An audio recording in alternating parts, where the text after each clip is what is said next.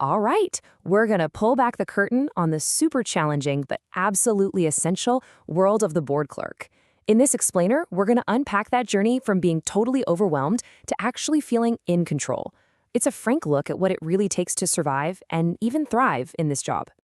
You know, this quote just hits the nail on the head, doesn't it? It perfectly captures that daily whiplash.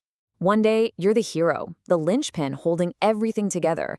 The next, you're the one taking the heat for someone else's mess. If that sounds familiar, well, you're in the right place.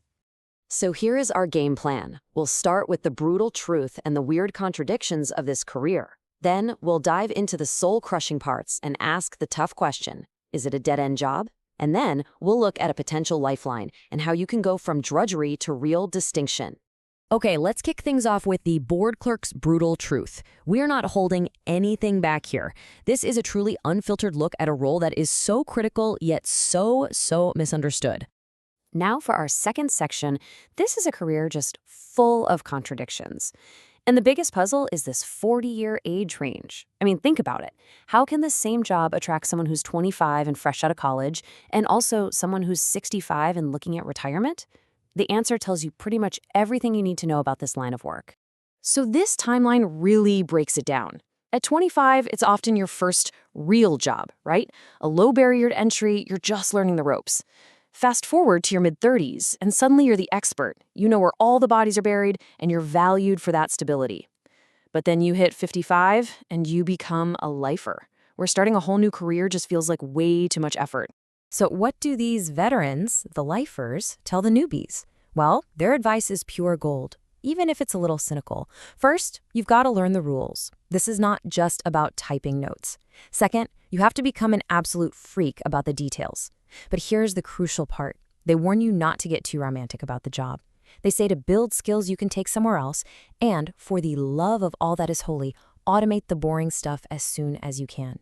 And maybe the best advice of all? Just ignore anyone who tells you to just work harder. The real secret is working smarter. And that advice to work smarter? It comes from a place of experience, believe me, because this job is just loaded with soul-crushing pitfalls.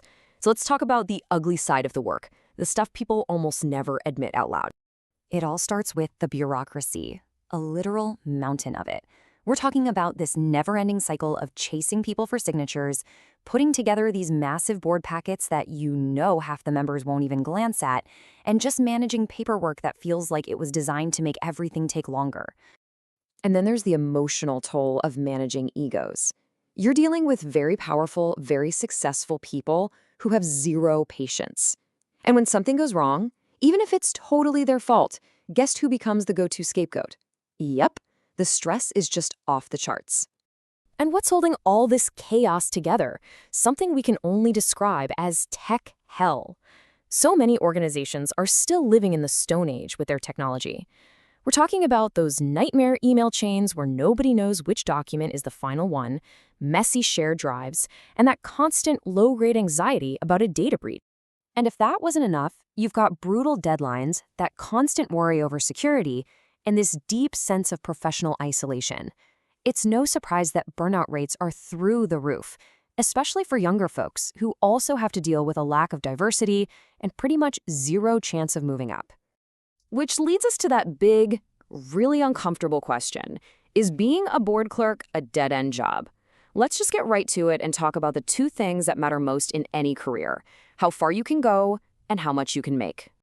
Yeah, this chart tells a pretty grim story. For the amount of responsibility you have, the pay can be just shockingly low. You might start out between 40 and 60 grand. If you're really lucky, you might hit 90K in a big company mid-career, but if you're in the nonprofit world, you could literally top out at $50,000. So the hard truth is, for a lot of people, this fits the textbook definition of a dead-end job. There's just nowhere to go, because support staff are seen as a cost, an overhead expense, not as a strategic asset. And in that kind of place, being reliable is way more valued than being ambitious, which basically traps you in the role forever. And if you need any more proof, this right here says it all.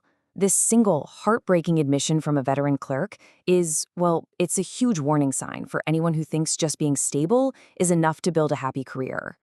Okay, but what if there's a way out of this trap? A lot of clerks are finding a lifeline in modern software. Our source material points to one tool, BoardBreeze, and basically calls it an escape hatch from the administrative hell we've been talking about. So let's see how these new tools are trying to fix all these problems. The whole argument really comes down to this comparison. You've got the old way, think big, clunky, expensive platforms that you need an IT degree to figure out. And then you've got the new way with tools like BoardBreeze, which are the exact opposite. They're nimble, affordable, and built to be user-friendly, especially on your phone. And here's how these tools actually change your day-to-day. They streamline all your core tasks into one place. They automate the really tedious work like typing up minutes by using AI. They let everyone work on documents at the same time so that version chaos just disappears. And they give you serious security without slowing everything down. So that brings us to our final section, how to go from drudgery to distinction.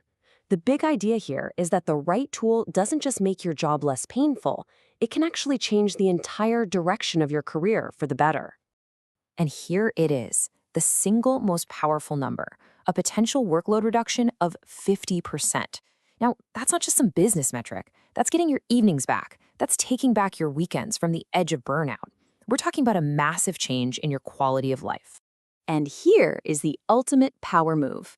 All this new efficiency, it isn't just for your own sanity. It becomes leverage. Think about it.